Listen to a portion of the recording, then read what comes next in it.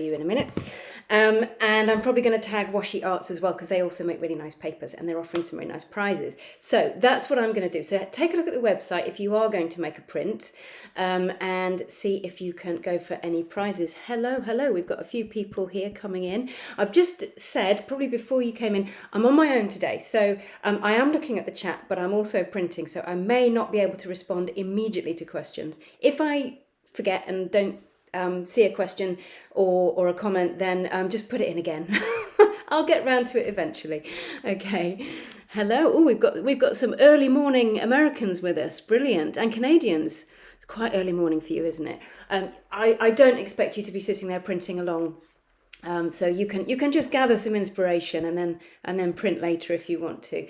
So I was just talking about Print Day in May. So it's a global phenomenon, and hopefully there's going to be thousands of people around the world making prints, taking photographs of those prints and uploading them either to their blog or to social media with the tags at Print Day in May. And if you want a prize, hopefully the prize award sponsor, you want to tag them in as well. So secondly, this is partly a celebration of my new course, Handprinting Happiness, which is open for enrolment today. So this is the culmination for me of a long time filming and editing and refining and sorting out, and it's finally ready for you. So it's hand printing. It's hand printing monoprint, hand printing printing plates, dry point collagraph, lino. It's taking print into your printmaking practice as well in lots of different ways. So it's 10 weeks online with some live elements. So if you get inspired by this or this piques your interest, take a look at my website, which is ruthander.co.uk, and you'll find all the details there, and you can click the button to enroll now as well, which is great. So I'll probably be chatting about that as we go along. I'm not going to push it too much, but oh, hello. We have somebody from Texas. Brilliant. Just past 7 o'clock. Woo! You're enthusiastic. That's great. Brilliant. Hello everyone watching live. So the other thing that I have decided to do with this live, or this hand print, is I'm going to try and make some prints for Pressing Matters magazine, which I've got one here. Oh, that's probably backwards to you, isn't it? I'm not sure. Pressing Matters magazine. And they do a showcase each issue. I'm just trying to find it in here. Here we go. And they usually they specify a constraint. So for this issue, it was red. So obviously, as you can see, we've got lots of red and black prints there. And this issue coming up, the next one coming up, is pink and blue. Now, I love a constraint personally, so that's perfect for me. It just takes all the decision making out of things. Easy decisions, that's what I like, easy wins. So I thought, brilliant, do you know what? I'm going to go with that. I'm going to go with pink and blue for this. And hopefully I'll produce something that I can send in for their showcase.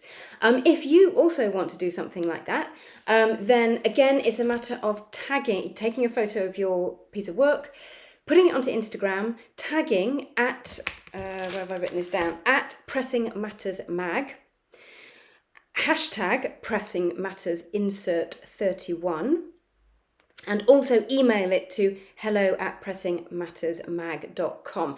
There's a lot of information to take in, I know, but if you go to the Pressing Matters Instagram or their website, it's got all the information on there as well. So if you fancy joining in on that, please do. One of the reasons I decided to go with their constraints is that I went to Japan exactly this time last year. And you know what? I haven't managed to make any work since I got back. And I've got this to-do list of things I want to do. But what I really wanted to do was do some prints inspired by the cherry blossoms at night in Tokyo. So they look beautiful lit up, and they have these sort of pink neon lights around as well. So I will show you my colours in a minute, but actually I can show you them now. Why not? I think this amazing software that I've got, I can show you what I've got. Yes, okay. So I have gone for a very, very dark blue, which is going to be the night sky. I've gone for a soft cherry blossom pink, and as neon as I can get, bright neon pink-ish, and that's going to be the neon colour. And of course I'm using Japanese paper. I've pre-cut some Japanese paper. I did actually buy this paper in Japan, and I'm getting through it at a fair rate. So, but it wasn't actually very expensive, I have to say. It was some of the cheaper stuff, but of course, you know, paper in Japan is gorgeous regardless. I'm just going to go back to my face a minute. So those are my colours. Keeping it simple, I am going to be hand printing, very simple techniques. And I'm just going to do those 3 colours, so keeping it pretty simple on that respect as well. So all I've got in front of me, I've got a piece of big plastic, and again I'll show you this in a minute. I've got my SD roller, really budget friendly, these, love them, and they last and last. So these are the ones that were certainly in Britain that you find the most in art shops. And they're really like inexpensive, so I go for those. I do also have some really big Japanese rollers that I get from greatart.com. I've actually left those in my other studio, so do you know what, another decision made, go with the small cheaper one, and that's absolutely fine. And the other thing that I'm using is my speedball, very well worn, as you can see. These are supposed to be clean as a whistle. Very well worn speedball Baron, and these are just, again, I've had this over a decade, definitely, and it's still working. It's still absolutely fine. No fraying at the edges, which is what you sometimes get on others. So I'm not being paid by them, by the way. It's just a really good tool, and it's going to be applying even pressure to the back of my paper as I print, so to take my print. What else have I got? And the other thing that I might well use, I have pre-cut a little stencil here, a little cherry blossom stencil, and this is just greaseproof paper, really thin, and I'm hoping to use that towards the end as well. Now, is there anything else I need to tell you before I begin? I don't think so. I think I'm going to change my view, so hopefully you are going to see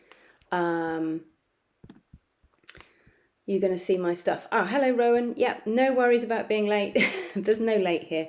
Anyway, this will be up on my channel, hopefully afterwards, so you can catch up then. If for anyone else that's a little bit late, just to let you know, this is print day in May. So if you want to know more and you want to print along or print later on today and send your stuff in, go to printdayinmay.com. It's got all the stuff, all the information you need to know in there. And basically the thing is, make a print, take a picture, tag Print Day in May. That's what you need to do. If you're interested in my course, Hand Printing Happiness, go to my website, ruthander.co.uk. Loads of information there. And by the way, the course covers more than this. What I'm going to be doing is very simple monoprint today. Well, it's as simple as you want to make it, but yeah. And thirdly, I'm going to be making a print using blue and pink to try and make a print that I can send in to the Pressing Matters Mag gallery showcase for the next issue. So trying to kill 3 birds with 1 stone. Okay, right. Let's get my overhead view. So hopefully you're going to see all that. So I've got my colours and I've got my paper. I've pre-cut some paper here, Japanese paper. Lovely textured side. There's one textured side, there's one smoother side. I might actually try both, printing with both actually, because it really doesn't matter. I think you're supposed to print on the textured side, but you know, it can have a really nice effect on the smoother side as well. So this is my palette.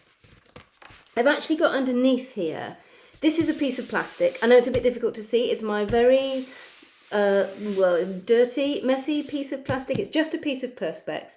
But I quite like keeping all these marks on it, to be honest, because it makes nice little uncontrollable marks when you actually print. And I often do that actually with dry point plates as well. I often do dry point etching, and I often will use an old piece of like metal or plastic or something like that to print with, and you get all these little marks that are just beautiful, and I call it sort of lo-fi, like a lo-fi record. kind of scratchy and nice. I like that. So what I'm doing here, this is oil paint. I tend to use oil paint. Hello Israel. And I love oil paint basically. The colours are great. They're my favourite colours, and that's partly why I use them. I do love oil-based ink, got to admit it.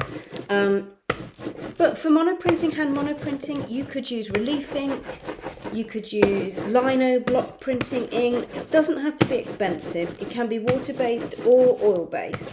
Although, I will say, water-based can buckle very thin papers. So if you want to use tissue paper or really thin Asian paper, you might be better off with an oil-based ink. And one of the reasons I don't mind using oil paint or oil-based ink is that I tend to use vegetable oil to clear up. I don't use any terps or any horrible chemicals. And you can do that because we're not using paintbrushes. We don't have to dip brushes into terps or anything like that. I'm going to get a bit more ink here. And you'll have to excuse me, I often say ink and what I really mean is paint. So when I say ink or paint, I am using oil paint, just out of a tube. I pre-mix these colours, but they are just oil paints from a tube.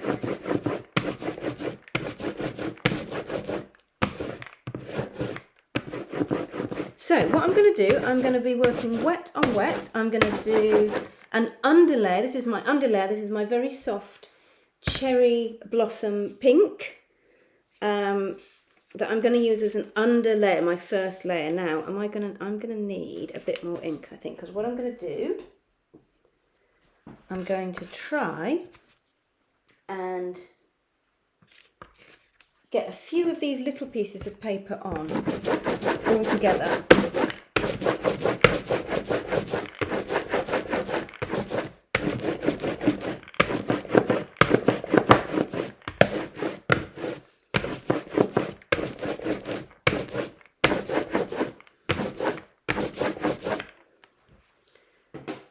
So I quite like this way of working. This is just I'm not going to do anything to this. I just want a sort of undercolour. I like this way of working because each print is different. Let's just see if I can get these. I quite like edges. People that know me know that I love my edges. So I'm going to kind of include those in the print actually. See if I can get some nice edges. Yeah, I did this actually not long ago. There's a YouTube video about it where I made lots of monoprints sort of by rolling lots of colour out and then placing pieces of paper over it in different places, and came out really nicely and was really fun and enjoyable.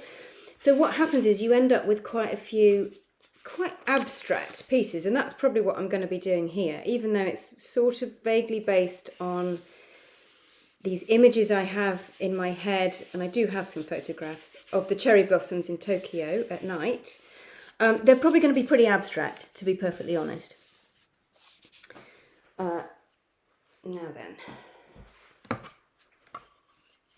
one sec.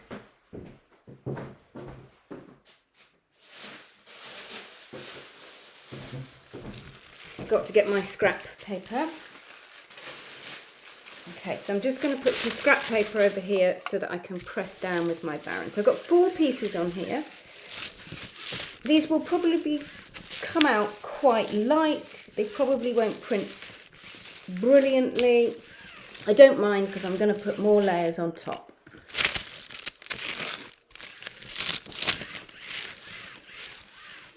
So just applying an even pressure here. So normally I play around a bit more with my ink, to be honest, and those of you that have seen me printing before or come to one of my lessons will know that I do play around with ink a bit more usually, but this is just, like I say, my underlayer. So I'm not, oh, that's come out really lovely actually. Now the great thing, I don't know if you can see that, let me just, the downside of cameras, but there's actually some really beautiful texture in there. and that is just the paper. It's because it's Japanese paper and Asian paper in general. Just gives you this gorgeous, gorgeous texture without trying. So you again, this is something I love. Easy wins.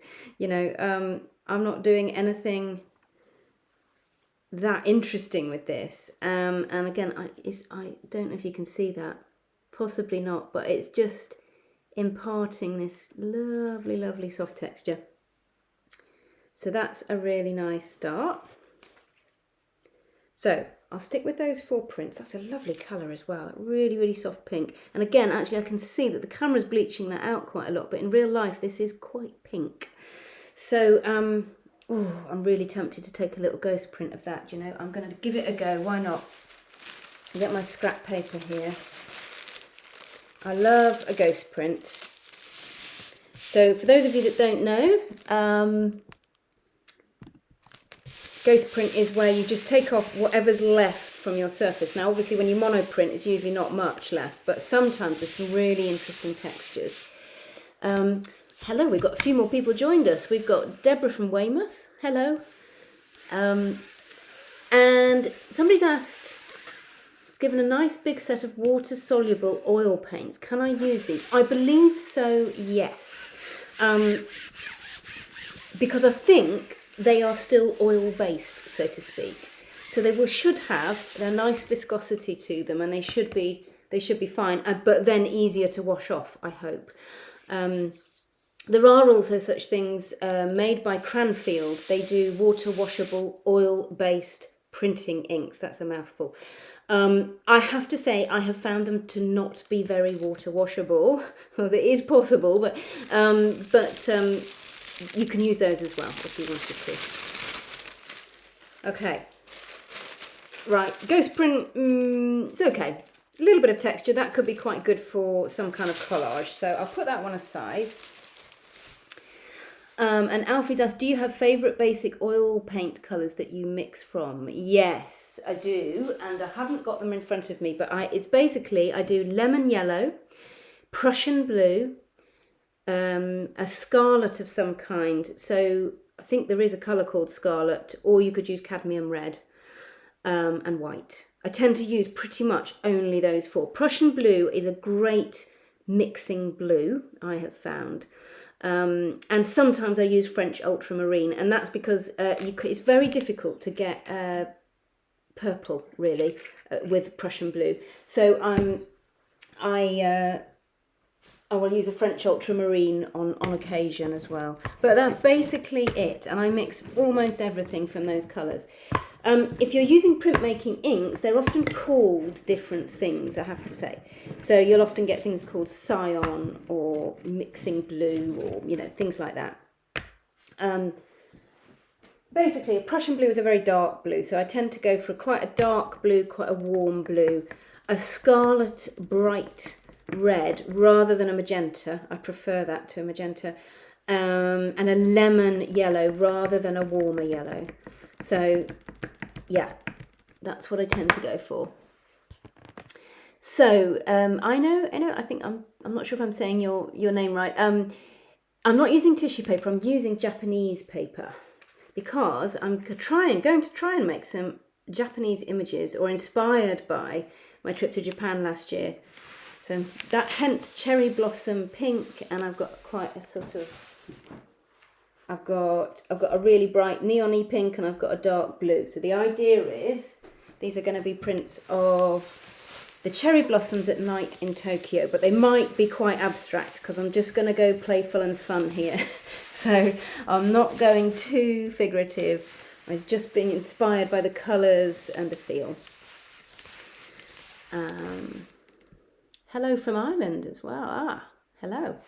And Austria. Hello. This is getting very international. Good to have you all along. So you can just use this as inspiration, you can just watch, or if you want to print along as well, you can do.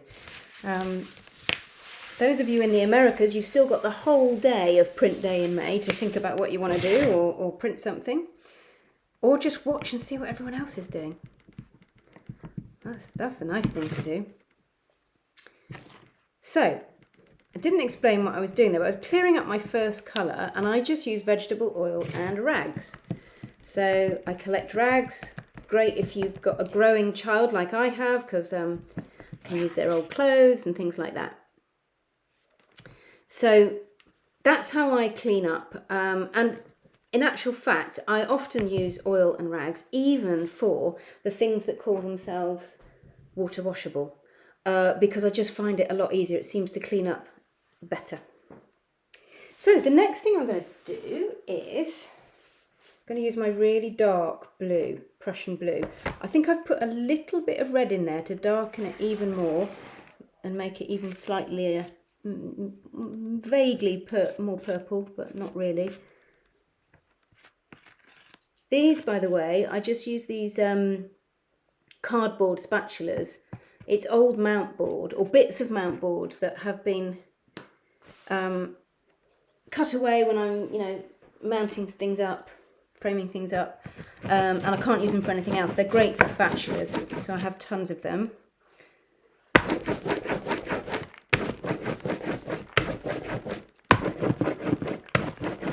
Now, Japanese or Asian paper is actually really good for working wet on wet, because it's really, really soft paper. The ink actually sinks into the paper, so it's not just sitting on the surface like it often does with, say, tissue paper or other types of paper. And it means you can just go a little bit further with your wet on wet. You can do a few layers and it won't go too murky on you. Okay, just a bit, I think a bit too much ink on there, so I'm just taking a bit off and I'm just going to even it up again.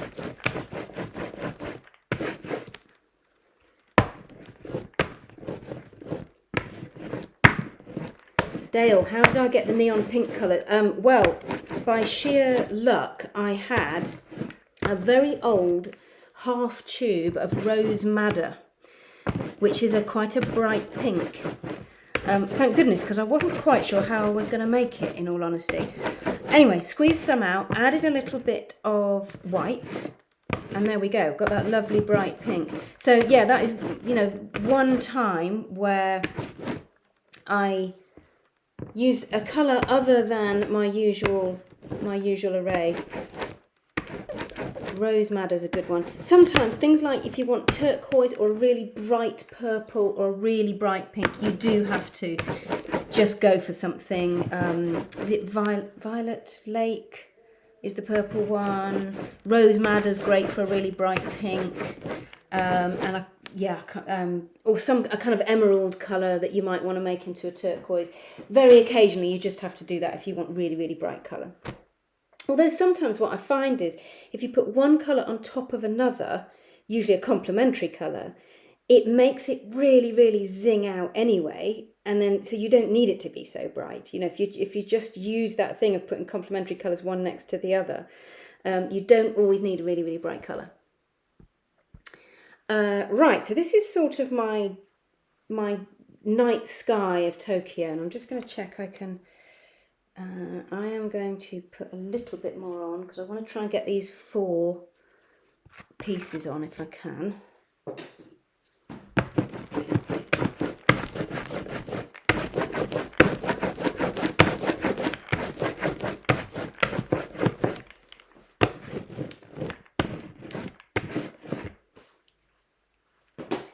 Okay, so what I'm going to use here is some cotton buds. Got lots of cotton buds, and I'm going to take some of this ink off, and I've got some kitchen towel as well.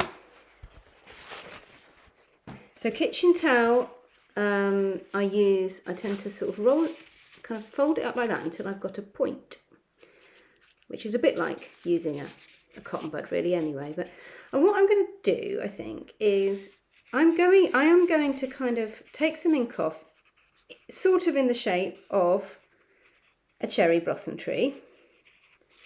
But of course, each piece of paper is only going to pick up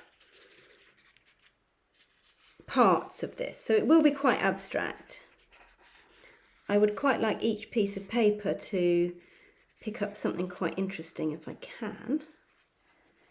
So I'm just going to start off with the kitchen towel, and then I'm going to use cotton buds to take a little bit more off, I think.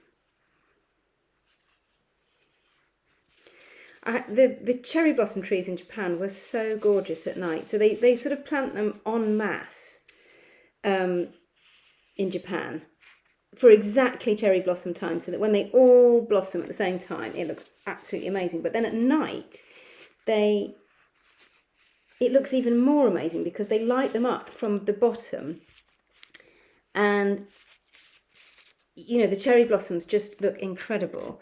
So I'm going to switch over now to, so I don't want this to be sort of bright white or bright pink actually, because this is sort of the trunk of the tree or the branches.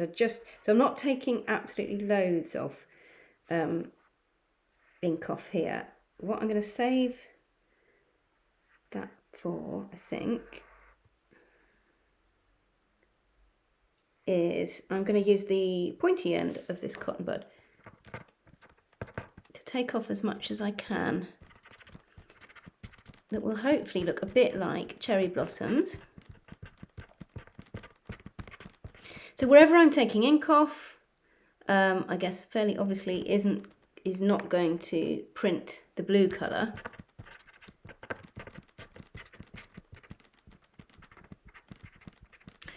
What's going to happen towards the end, I'm going to use my stencil here.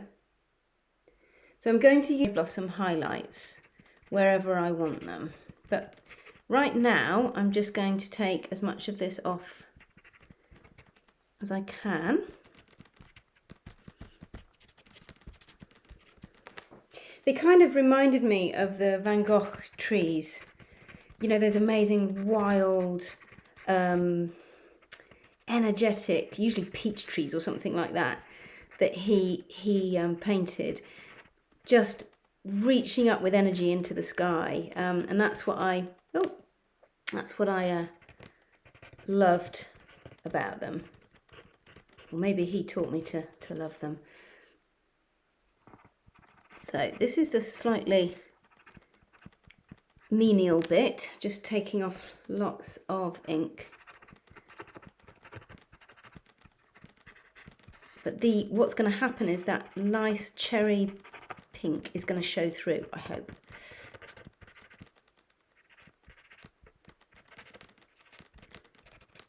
And I want each little piece of paper to have something of interest on it. I'm getting through quite a lot of cotton buds here, but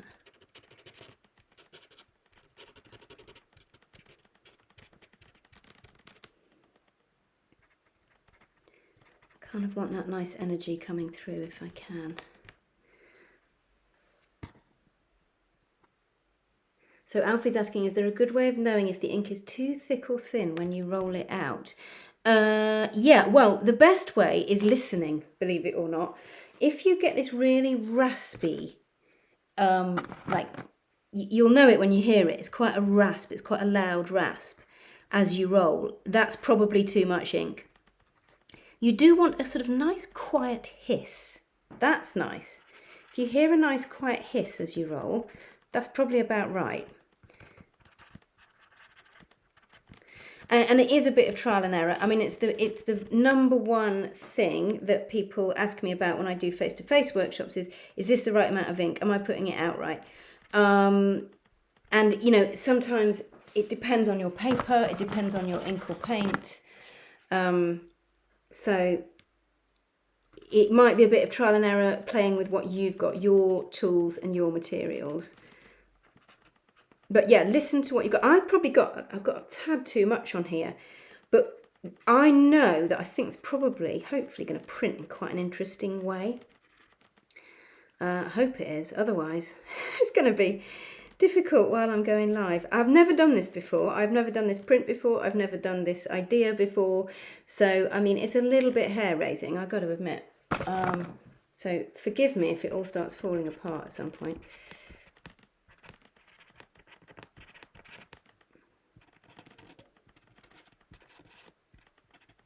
Okay, right. I might leave it at that for the moment. Okay, I hope that's going to print all right. Let's see. So,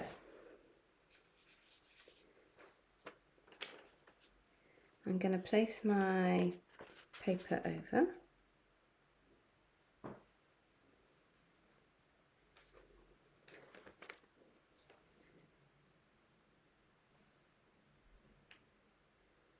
I can sort of choose where I want to put it actually, which is quite nice.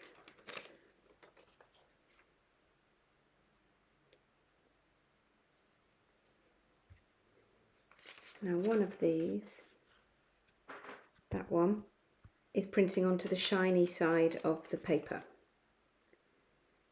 So we'll see. Just gently pressing that down. Got really mucky hands now, as you can see. That's not particularly helpful. Right.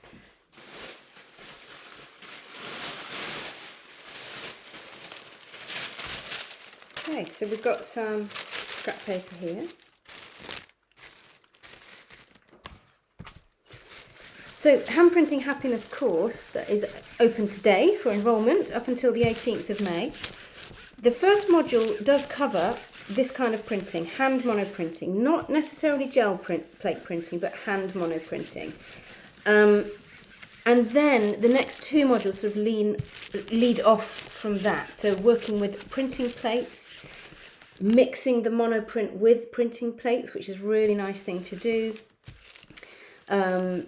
You could even layer up your different printing plates as well. So we're looking at collograph, lino, and dry point, because you can do dry point etching at home, believe it or not, by hand. And one of the really nice things about not using a press is that you've got an extra variable, how hard you press to get your print. So it can be a really nice variable to work with. Okay, ooh, that's a nice image in itself, isn't it? Yeah, and then the third module is sort of using print in your everyday practice in different ways. So so it's not just monoprinting, the course, but that is our sort of starting point or jumping off point. Oh, okay, that looks rather nice, doesn't it? Love the dark blue with the soft pink. Put that one aside. That is interestingly, that is the shiny side of the Japanese paper. So the ink sort of sits on top of that side a little bit more rather than sinking in. So that's probably what makes a little bit of difference. Now, I've deliberately left roller marks here just because I really like them. They add a little something extra to a piece. And so you've got roller marks here. If you don't want roller marks, use less ink, basically. That's your first thing. I did use rather a lot of ink here. Yeah, just use less ink, really. You build up your layers slowly with less ink. But I have actually learnt to love my roller marks a little bit. I am quite DIY, I'm quite low tech. I don't tend to follow the rules. So, you know, that's, other people would say, oh, you can't have roller marks, but I'm quite happy with them. I think they just add, like I say, a little bit of lo-fi interest.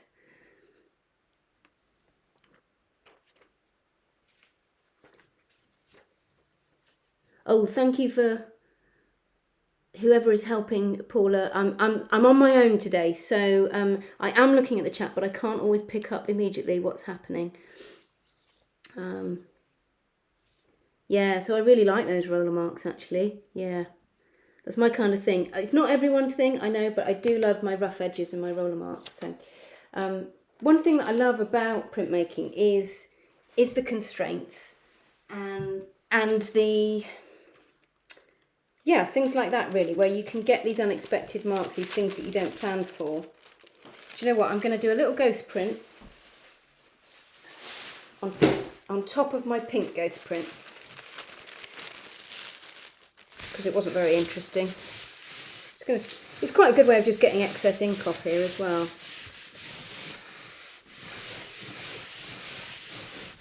So I use my ghost prints for all sorts of things. If you watch my videos, you'll see I use them I sort of collage them into dry point etchings. I use them as chine collé. I use them, I put them into sketchbooks as a sort of background. Should just use the barrel there. But you can see with tissue paper, which is what this is, you can just use your hands almost to take a print. Ooh. Right, there you go. Unexpected nice ghost print. That's a keeper. Right, so we'll put that one aside. Okay, I'm going to do a quick clean up, and what I'm going to do is I'm going to try some of this neon pink. Now what might happen, I suspect, is that the neon pink may not be that bright because we're working wet on wet. So I'll put it on. If it doesn't work really brightly, what I'll do is I will wait, let everything dry, and then try again. So that's something to try. If you are working wet on wet and your colours just aren't doing much for you, maybe it might be time then to let things dry. But we'll give it a go. Why not? Okay, so I've just taking off my colour with this vegetable oil. Alfie says, are you using basic tissue for the ghosts? It is archival tissue actually, or pH neutral, you know, acid free. Although it is my sort of scrap, it's just been used for wrapping prints in to take home actually from a print studio. So it's nothing particularly special. It's got fold marks in it, as you can see. But if you use tissue paper to collage, your fold marks tend to come out, which is great. And you can sort of get the fold marks out. You can even iron it if you iron with a tea towel in between the iron and the paper, or you can flatten it under books. Another reason why I kind of love tissue paper actually. Now don't do what I'm doing. I've got my prints on the side here. I should really put them right aside so they don't get any ink on them, but don't do what I do, do what I say. Okay. Now, one little top tip here when you're cleaning up, you might have found this if you already print anyway, oil and colour tends to get stuck in these end bits of your roller. So I get a bit of kitchen towel or something really absorbent and I stick the corner of it right in there to get as much of that out as I can. Because it's really, really annoying if you get a different colour all over. Like I don't want a dark blue in my neon pink basically.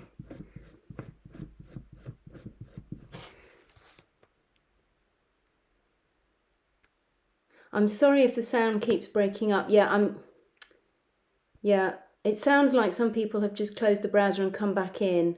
It seems to be working. I'm sorry about that. I'm not quite sure why that's happening.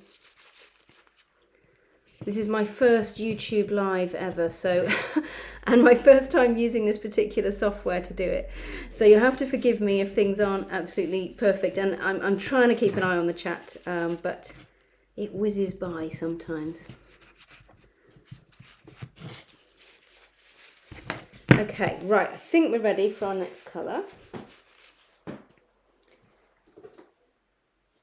So I am going to go with this pink. Now I made this with the rose madder and a little bit of white. Like I say, I wouldn't normally buy rose madder. I just happened to, do you know what, I think it might have even been in the set of oil paints that was given to me when my grandmother died, which was a long time ago. So, yeah. But it proved useful for making this colour.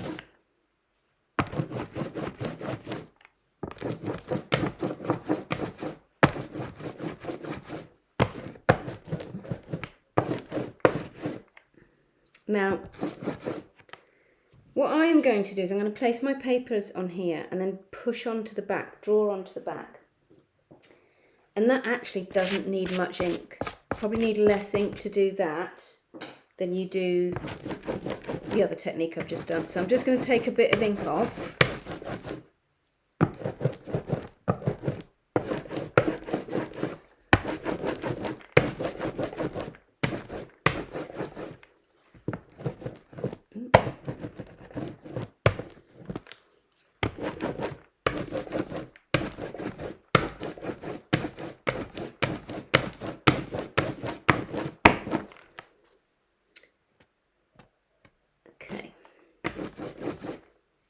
Okay, and this, again, this doesn't actually have to be perfect because I'm not going to take a print of this exactly. I'm going to just press onto the back to get some nice lines, I hope. So this is inspired by the cherry blossoms being lit up in Tokyo at night. And they had this pink neon, strings of pink neon lights. So that's what I want to try and get. These are quite abstract, they're relatively abstract. I just want this little string or line of the neon pink, hopefully. Oh, hello, Selena from Australia. I didn't think I'd get anyone from Australia because it was too late. Yes, you probably should be in bed. Oh, why not? A little bit of printmaking before bed, you know. Okay, so I'm going to place these back on. Is this too much ink? So this is me questioning myself now. I think it was Alfie that asked about that. There was a nice hiss to this. About the right sound, but what I don't want is this to get over all that nice lovely print that I've just done. I just want the lines that I'm making. That's all I want. So fairly thin. Okay. Now I might do this in 2 batches actually. Yeah, if I put that one and that one. Okay.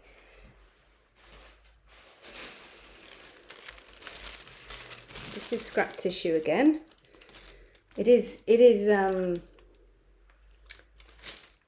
acid-free, pH neutral, all that stuff. But now I just want to think about where do I want to do my lines. Might even just literally do a line. I'm just using the end of a pencil here.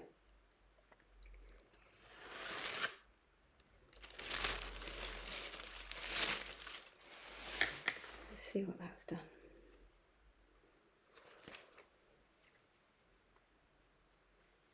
Yeah, nice. Now you can see actually that is not coming out really, really bright. And that is because you can see probably on the camera, it is merging a little bit with that dark blue. And that's because it's wet on wet. That's okay. What I'll do is I'm going to continue, but I will let them dry and I will put some more of the bright neon pink on when they're dry, and that will look much brighter. It's still coming out really beautifully though, actually, just soft, soft colours there. I'm going to, shall I put more on that one? I might leave that one.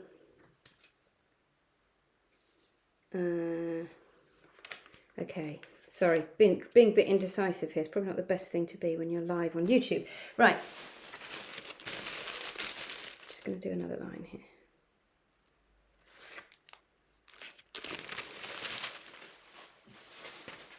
Okay, so you can see what's happening. Yes, the line is coming out, but also, I think you can see this, some of this pink is sticking to the other bit of the paper where I wasn't pressing down. Now I quite like that because it's giving it a pink glow, and that's what I wanted anyway. But you can see that if you don't want that, you need to have a really small amount of ink on there, you know, like really thin. Okay, let's try this one. I can't remember which way up these were supposed to be now, but I don't really mind because I'm kind of entering into the abstract phase. So, okay.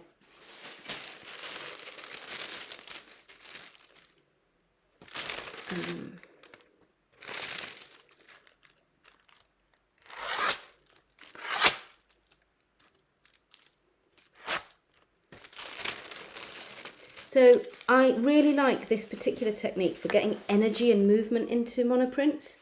So that's why I kind of just go for it. I'm quite gestural because hopefully that will transfer to the actual print itself.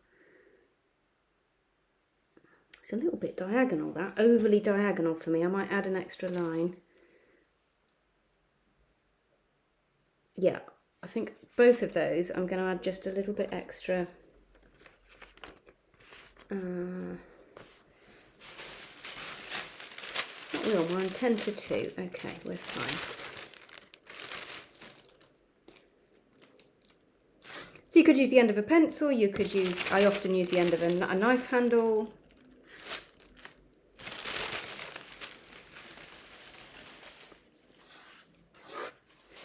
Anything really that presses down onto the back of your paper. Now I'm really liking that actually, although it's not quite as bright as I wanted it to be, and I probably will add some real brightness once it's dry. It's kind of getting this lovely atmospheric old Japanesey feel to them. So yeah, that's good. Now I can take a ghost from that one as well. I'll just use my scrap paper, and I think I will put it over the top of this kind of blue. So I like taking ghost prints of when I've done this particular technique, because you get the negative of whatever you've printed. So if you've done some line work, you'll get the negative. So the third module of Hand Printing Happiness, which is my course, which is open for enrolment today, the third module is all about what you can do with all of these kind of bits and pieces. And also prints that you don't like very much.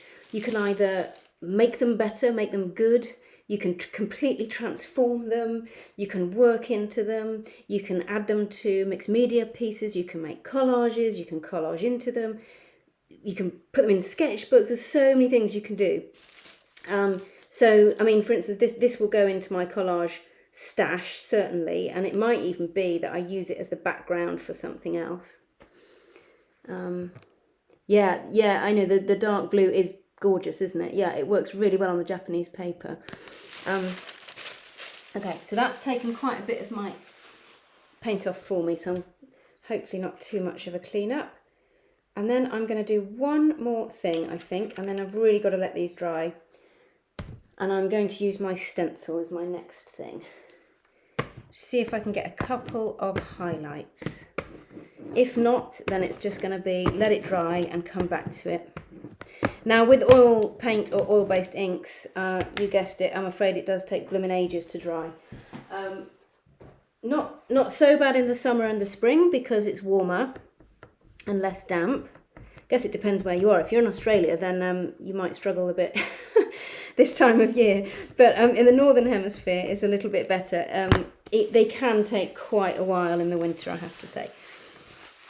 But personally, I'm willing to put up with that. It also kind of forces you to actually just put your work away for a little bit, not look at it, not think about it, let it dry, and then come back to it. And very, very often I find that when I come back to it after a few days or a little while or a week, I know exactly what it needs, or, you know, I've figured it out. So it's a kind of built-in thinking time as well. And I also find this whole cleaning up procedure, although some people find it a bit of a pain, cleaning up between colours, again, it's built-in thinking time. So, you know, your brain is probably making all sorts of little decisions without you even knowing about it. And I think printmaking has it over painting on that front, the built-in thinking time. Right, so I've got my little stencil here. So I cut this out, if you can see that. It is, put it over my dirty hand. It's supposed to be a little cherry blossom. And I just thought what might be quite good is to just one or two bright highlights. But again, I'm not sure if this is going to show on the dark blue, but I'll give it a go. If not, it's drying time. So the way I'm going to do this, you could use a little sponge, you could use anything really. I'm going to use a little bit of kitchen towel here. And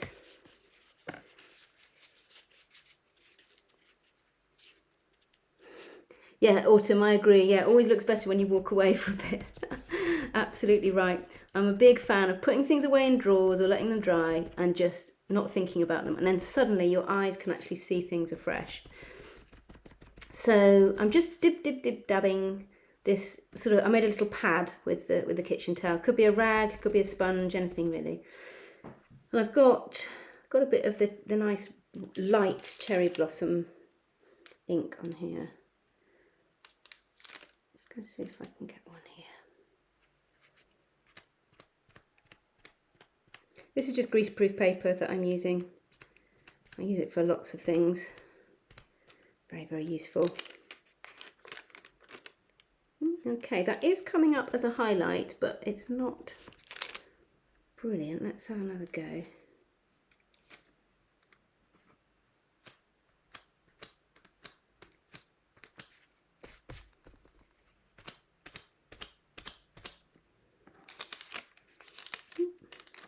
That's a bit better.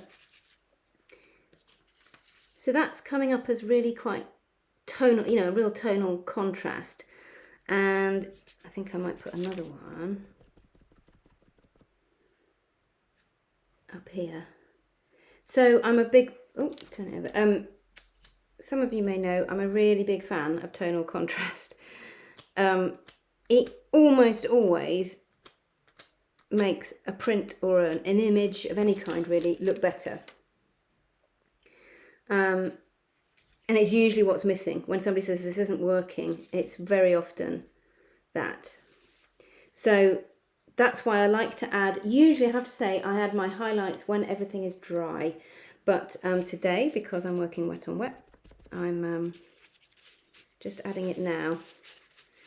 This will come out, again, if I let these dry and I try this stencil again, it will come out a lot even brighter than this, even whiter, so to speak. Let's try here.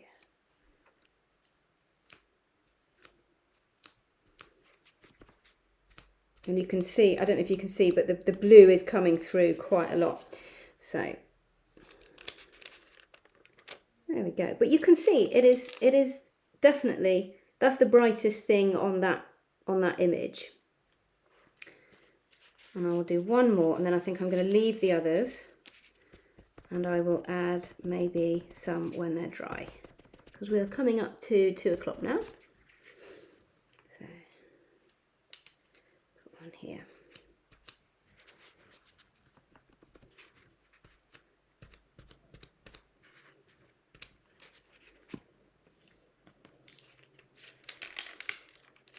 Okay.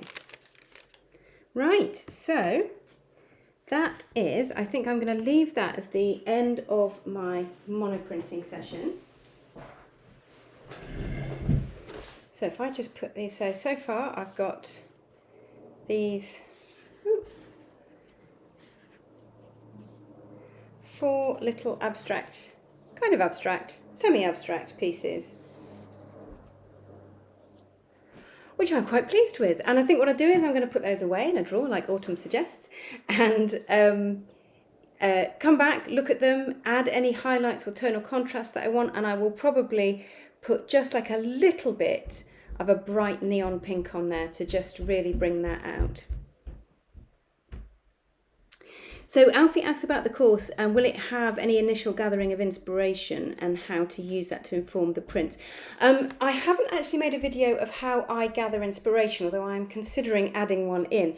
But what I have done is a video about how I start with a photograph or a sketch and move through composition sketches and then move through into how that translates into a print. So I tend to do landscapes, I tend to do fairly figurative, although the great thing about print is you don't have to be really good at drawing or painting. It doesn't have to be ultra figurative, as you can see. So yeah, it's there is a little section on working from your photos and sketches and how that will then translate into your printmaking. If enough people ask, though, what I might do is do an extra video on where I get my inspiration and how I get my inspiration, to see if that inspires you as well. So Gloria asked, what's the drying time? These are oil paint, so it will take a little while. Less in the spring and summer. I reckon these might be dry in a day, might be dry in a couple of days. In the winter, it will take longer. If you're using water-based ink, of course, then it takes hardly any time at all. These would be dry by the end of the day if you're using water-based ink or paint. So, yeah. But like I say, I quite like the long drying time in some ways, because it's that built-in thinking time and time away from printing. So I am going to go back to me. So hopefully you can see me. That is the result. I should be wearing gloves, but thank you for being here. Thank you for watching, and I hope it's inspired you to do a print for Print Day in May. It's a really lovely thing to do, and it's just really nice to know that everyone all around the world is having a go and printmaking. If you are interested in Hand Printing Happiness, which is the 10-week course I've been talking about, enrolment is open today until the 18th, Sunday the 18th, so it's quite a short window. It's not just monoprint, so it starts with monoprint and then we move into working with printing plates, collagraph, lino, dry point, and then we move into how you can take printmaking into your practice and what you can do with all your prints, how you can transform them, how you can use them in any number of different ways. So it's pretty comprehensive. You can take it as a beginner, although I would say you have to be willing to dive in because this, just have a go. And actually I would say that to the people that have printed before as well. Don't worry too much about outcomes to start with. Just open your mind, loosen your practice, and go with it. And it's a really lovely flow from hand monoprint all the way through to slightly more intentional prints, all the way through to what you can do in your practice as well. So if you're into that, ruthander.co.uk is my website. You'll find the way to enroll on there if you want to do that. If you want to join my mailing list, please do as well. That means you get sort of regular emails from me about every 2 weeks. There's new writing on art. There is new artwork to inspire you. There's all sorts of printy things that I think you might want to know about. It's a really useful email if I do say so myself. So you can also sign up for that at my website as well.